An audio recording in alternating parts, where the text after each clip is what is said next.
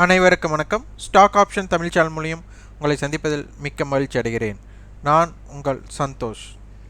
நான் செபியில் பதிவு பெற்ற பங்கு ஆலோசகர் கிடையாது. இது பயிற்சிக்கான வீடியோ. எந்த பரிந்துரையும் நாம் வழங்குவதில்லை.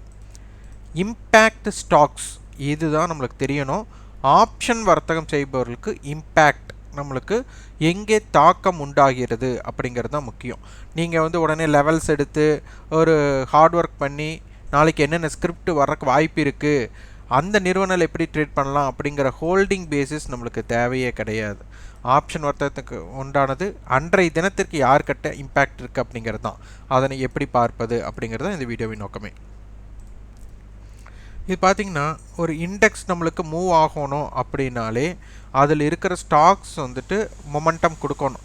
அந்த மொமெண்டம் தெரிஞ்சிட்டாலே உங்களுக்கு எளிமையாக சந்தை அறிந்து கொள்ளலாம். அதில் இன்றைக்கி பார்த்திங்கன்னா ப்ரீ ஓப்பன் மார்க்கெட்டில் இன்றைக்கி பார்த்திங்கன்னா அதிகமான இம்பேக்டட் ஓப்பன் பாரதி ஏர்டெல் கொடுத்தாங்க.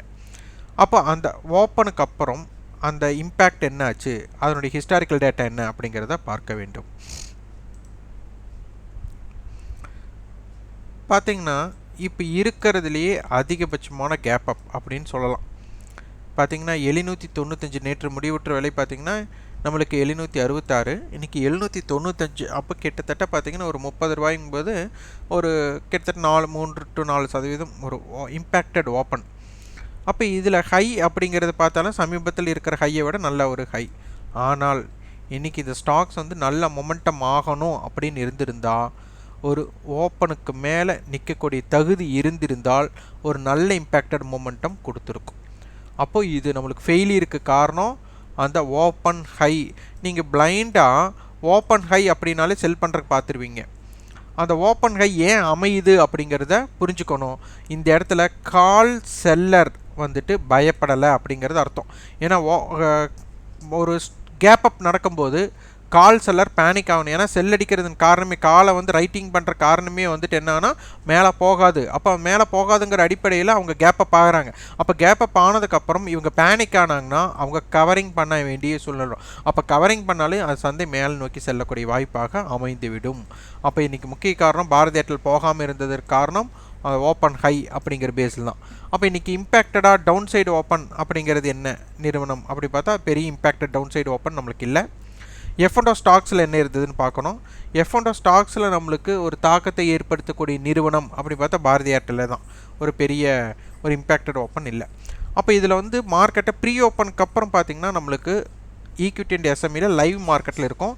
லைவ் மார்க்கெட்டில் நம்மளுக்கு ரேங்கிங் இந்த சதவீதத்தின் அடிப்படையில் தான் ரேங்கிங் இருக்கும். அப்போ அந்த ரேங்கிங்கோட அடிப்படையில் சந்தையில் இன்றைக்கி நிஃப்டியில் ஒரு ஸ்டாக்ஸ் நம்மளுக்கு பெரிய இம்பேக்டட் மூமெண்டம் கொடுக்கல. F&O ஸ்டாக்ஸில் ஏதாச்சும் கொடுத்துருக்கா அப்படிங்கிறத பார்க்கணும். F&O ஸ்டாக்ஸில் பார்த்திங்கன்னா நம்மளுக்கு மணப்புறம் கிட்டத்தட்ட 3% நம்மளுக்கு ஏற்றம் கொடுத்துருக்காங்க. அடுத்து SBI கார்டு 2% இம்பேக்டட் கொடுத்துருக்காங்க. அப்போ மணப்புறம் இன்றைக்கி ஏன் தாக்கத்தை உண்டாக்கியது அப்படிங்கிறத நீங்கள் பார்க்கணும். அப்போ உடனே அதனுடைய ஹிஸ்டாரிக்கல் டேட்டா நம்ம பார்க்கணும். ஹிஸ்டாரிக்கல் டேட்டா படி நம்மளுக்கு 113 அப்படிங்கிறது நேற்றைய ஹை, அதற்கு முந்தைய ஹை 110. அப்போ நம்மளுக்கு இன்றைக்கி 113க்கு ஆரம்பம் ஆயிருக்கு. நேற்று முடிவுற்ற விலை 116. அப்போது நேற்றைய ப்ரீவியஸ் க்ளோஸ்க்கு மேலே தான் ஓப்பன் லோ இருக்குது அப்படின்னா அப்போ மார்க்கெட் எப்படி கீழே வர முடியும்? அப்போது லாஜிக்கலாக அவங்க என்ன ஆகணும், ஃபார்வேர்டில் தான் கொடுத்தாகணும். அது 118 மட்டும் போயிருக்காங்க.